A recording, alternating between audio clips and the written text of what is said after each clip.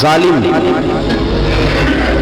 یزید جب ظلم کر رہا تھا تو سمجھتا تھا مجھے کوئی نہیں پوچھے گا، کوئی میرے قریب نہیں آئے گا، لیکن یارو اس تک دنیا کا کوئی بندہ تو نہیں پہنچ سکا، لیکن اللہ کا قہر تو پہنچ گیا نا، اللہ کے انصاف کا ہاتھ تو پہنچ گیا نا، رب تو ہے نا دیکھنے والا۔ عبید اللہ ابن زیاد کے دربار میں جب سیدنا امام حسین کا کٹا ہوا سر پہنچا نا، اس نے ایک چھڑی پکڑی اور چھڑی پکڑ کے نا تو امام حسین کے لبوں پہ مارنے لگا، کہنے لگا تجھے کہا تھا نا بات مان جا، کٹا ہوا سر تشت میں رکھا، تجھے کہا تھا نا بات مان جا۔ راوی کہتا ہوں عبید اللہ ابن زیاد نے چھڑی ماری اور اس نے بےادبی کی، کہنے لگا تو تھا ہی اس قسم کا، تیرا یہی حال ہونا چاہیے تھا معاذ اللہ۔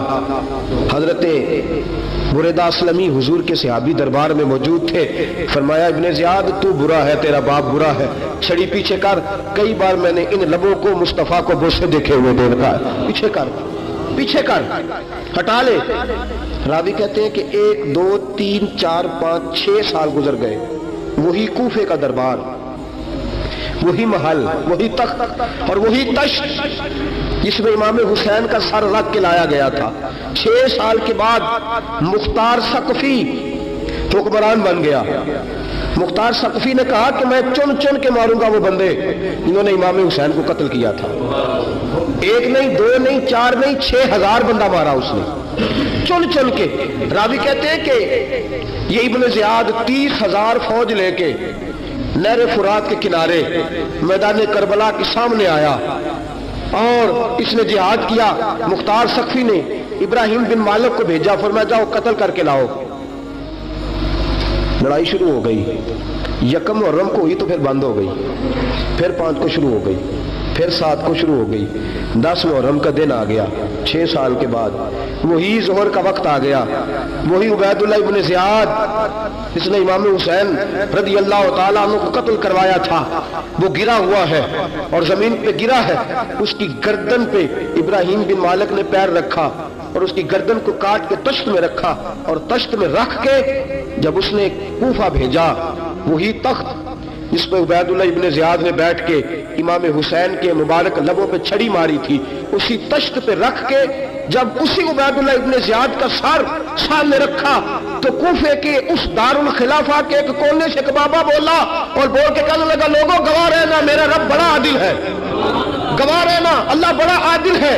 چیختا ہے کونے سے پکارتا کہتا لوگوں عدل ہو گیا، انصاف ہو گیا، عدل ہو گیا، انصاف۔ دیکھو دیکھو جب حسین کا سر آیا تھا، ابن زیاد نے گستاخی کی تھی تو کونے سے آوازیں نکلنے لگی تھی کہ زیاد برا ہے، حسین اچھا ہے۔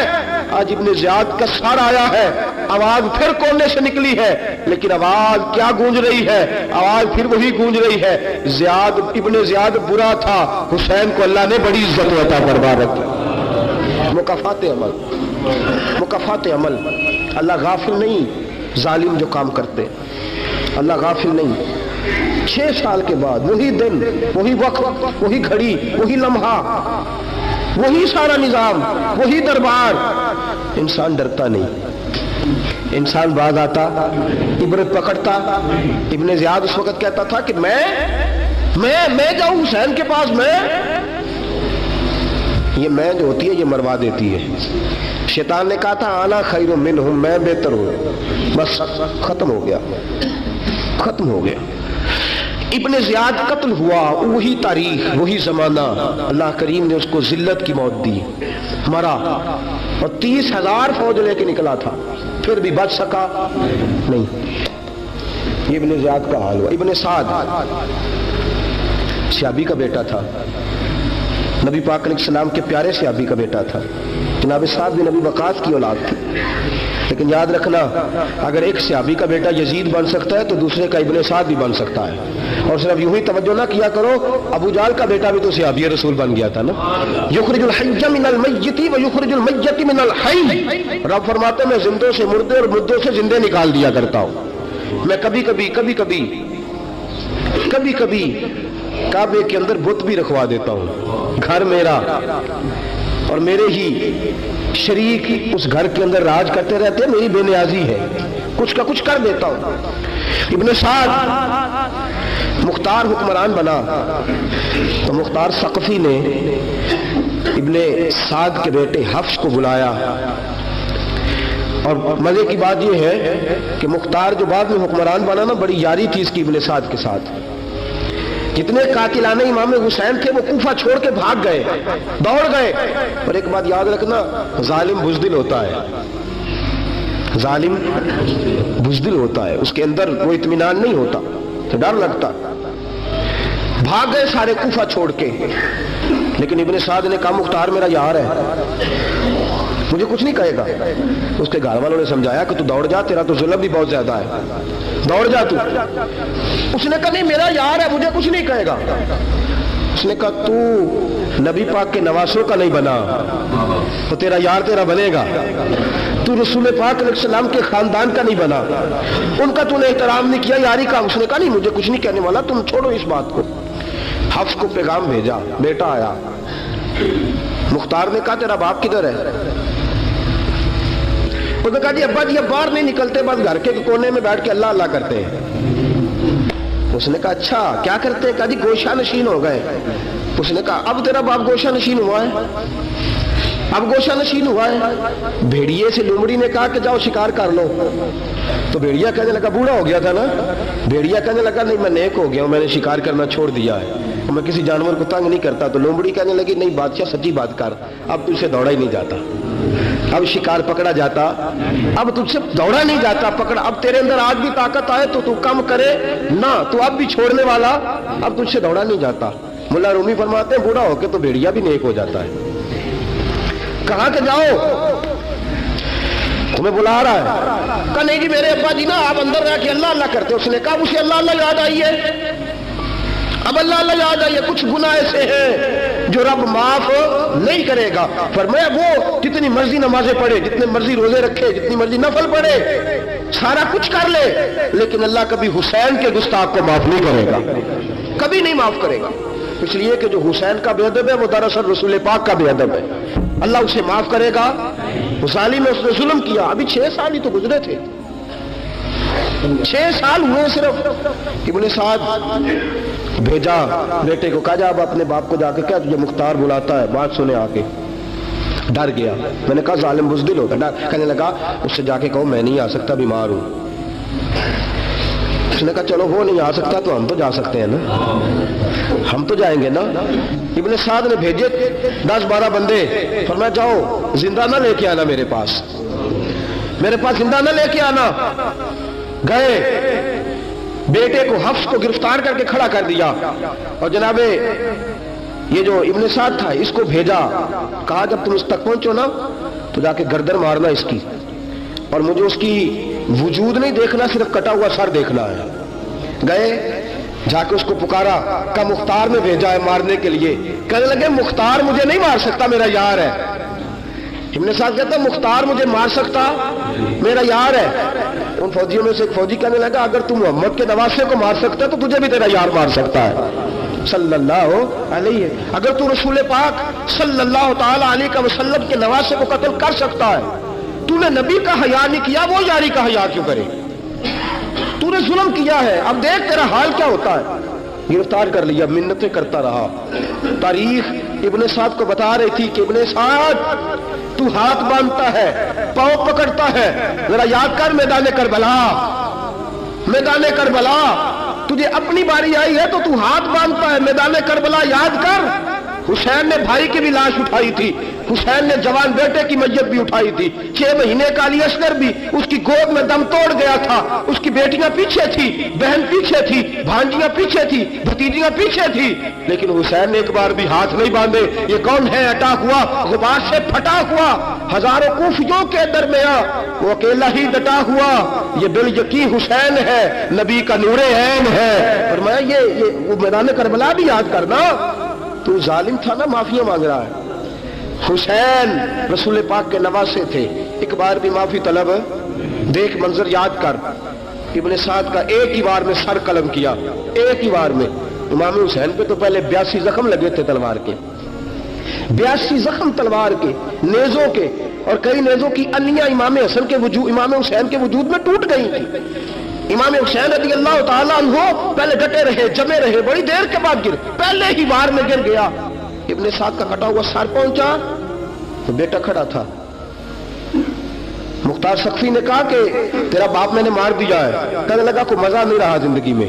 اس نے کہا چلو ٹھیک ہے تمہیں بھی مار دیتے ہیں، پھر مزہ نہیں رہا تو مار دیتے، کاٹ دیا سر اس کا بھی، دونوں سر کاٹے تشت میں رکھے، اور مدینہ منورہ حضرت محمد بن حنفیہ رضی اللہ تعالیٰ عنہ جو امام حسین کے چھوٹے بھائی تھے، جناب علی کی دوسری زوجہ کے بیٹے تھے، جناب علی کے صاحبزادے ان کے پاس بھیجے اور بھیج کے کہا کہ لو ابن سعد کا سر حسین کا بدلہ ہے اور اس کے بیٹے کا سر علی اکبر کا بدلہ ہے۔ جب محمد بن حنفیہ کے پاس پہنچے تو آپ نے فرمایا یہ کمینوں کے سر میرے بھائی کے سر کا بدلہ ہو ہی نہیں سکتے، یہ کہاں حسین کا بدلہ ہو سکتے ہیں؟ وہ حسین ابن علی، وہ حسین ابن علی، حسین ابن علی کی شان رفت کوئی کیا جانے، حسن جانے، علی جانے، نبی جانے، خدا جانے۔ وہ حسین ابن علی کہ باپ جنہ دا ہر میدان اندر لڑدا رہا سی کل ایمان بن کے، ماں جنہ دی سجدۃ النساء ہوئے تے نانا عرش تے جاوے مہمان بن کے۔ فرمایا یہ حسین کا بدلہ ہو سکتے ہیں؟ وہ خولی بن یزید، خولی بن یزید جس نے امام حسین کا سر کاٹا تھا، پتہ چلا نا، دیکھیں نا امام حسین کو کتنے موقع ملے تھے کربلا سے جانے کے، پہلے موقع پر ہی اور بن یزید نے کہا کہ امام آپ جانا چاہے تو میں رستے کھول دیتا ہوں، آپ تشریف لے جائیں۔ امام حسین نے فرمایا میں علی کا بیٹا ہوں، دوڑوں گا نہیں، میں دوڑوں گا نہیں، میں نہیں جانے والا۔ خولی بن یزید دوڑ گیا، کوفہ چھوڑ کے دوڑ گیا اور کسی دور دراز علاقے میں جا کے ڈیرا لگا لیا۔ پھر وہاں سے واپس آیا ایک دن، کسی نے کہا امن ہو گیا آ جا، آ گیا دوبارہ کوفے۔ مختار کو پتہ چلا کہ آ گیا ہے، پھنس گیا ہے، گھر پہنچ گیا ہے۔ اس کی بیوی جو تھی نا خولی بن یزید کی، بڑی محبت کرتی تھی نبی پاک کے خاندان کے ساتھ، حضور کے خاندان کے ساتھ بڑی محبت کرتی تھی، اور محبت والوں کا انداز پتہ کیا ہے؟ رنگے چمن پسند، نہ پھولوں کی بو پسند، ہم کو ہے وہ پسند جسے آئے تو پسند، یہ انداز ہے۔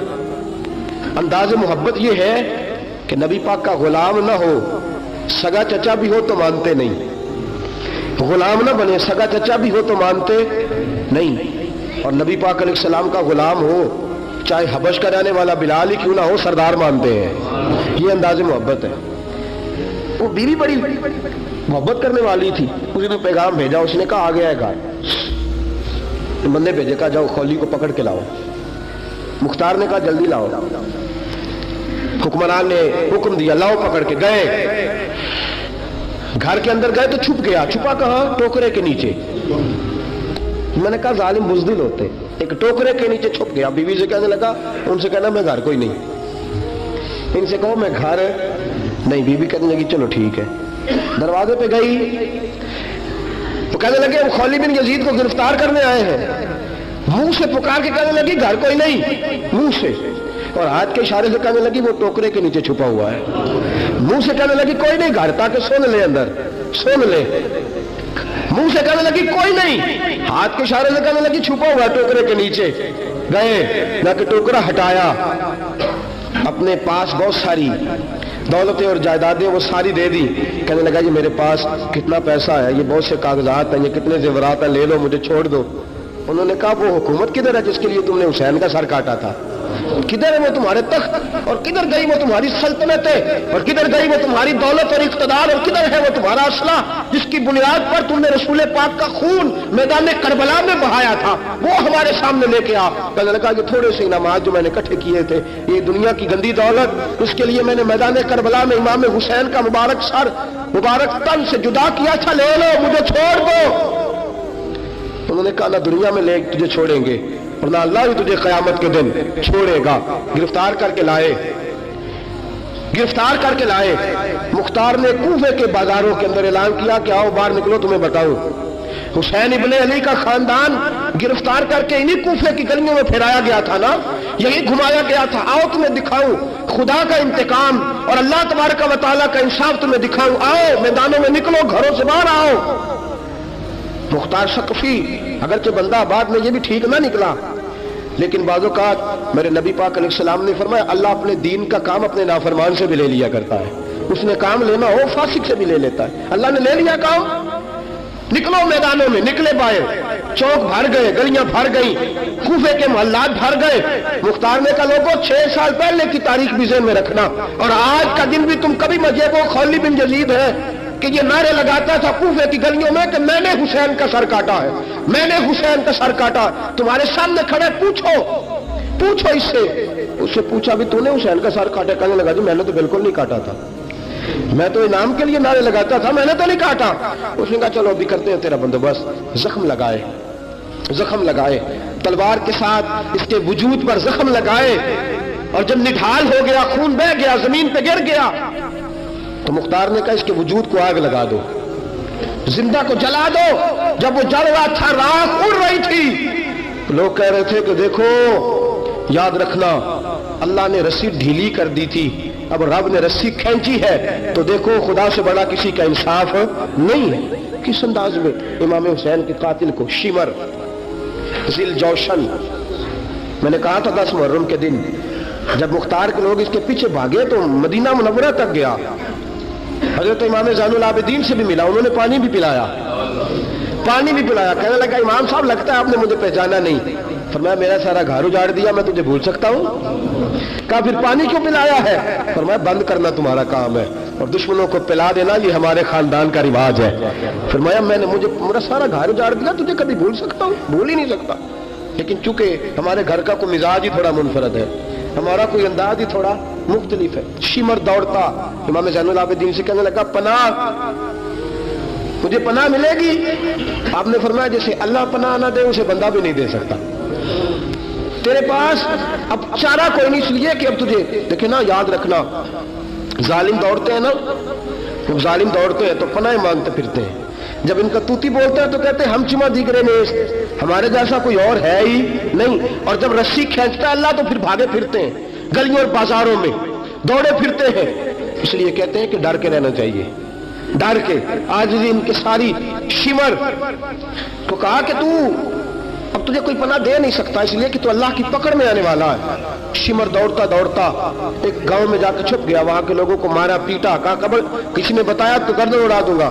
रात का सन्नाटा छाया तो मुख्तार सख्फी का गिरोह पहुंच गया, शिमर को गिरफ्तार करके लाया।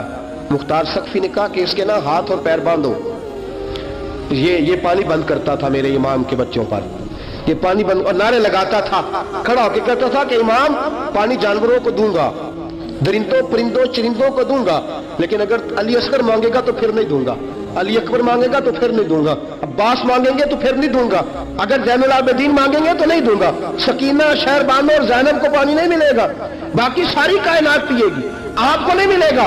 ये वही शिमर था, गिरफ्तार करके लाया, 3 दिन तक प्यासा रखा, और जुबान इतनी लंबी बाहर निकल आई, अल आतिश की आवाजें बुलंद करने लगा। कहा जनाब इसका करना क्या? कहा इसके हाथ बांध दो, पैर बांध दो, और जो भूखे कुत्ते हैं ना, जिनको कई दिनों से मैंने भूखा रखा हुआ है, वो कुत्ते इस पर छोड़ो, और जब कुत्ते इसका गोश्त नोचे तो कूफे के बाजारों में ऐलान करना कि जो नबी पाक की अहले बैत का गुस्ताख हो उसे इजराइल भी जान निकालने नहीं आते। कुत्ते नोचते हैं, तड़पता है, लेकिन जान निकलती। कहा आओ देखो आके, ये है मस्जिद किसी बेअदब की, मुंह दिखाने के काबिल नहीं है, उनके दुश्मन पे लानत खुदा की, रहम पाने के काबिल नहीं है। और मैं देखो जान भी नहीं निकल रही। तो मैं ये वो है, इसको 2 गज जमीन भी नहीं मिल सकी, कुत्तों के पेटों में इसे जगह मिली है। ये वो था तो जनाब इमाम हुसैन रज़ी अल्लाह तआला अन्हु के खानदान पे पानी बंद करने वाला था। मेरे अजीजों देखो, रब फरमाता है कि मैं कभी किसी जालिम से गाफिल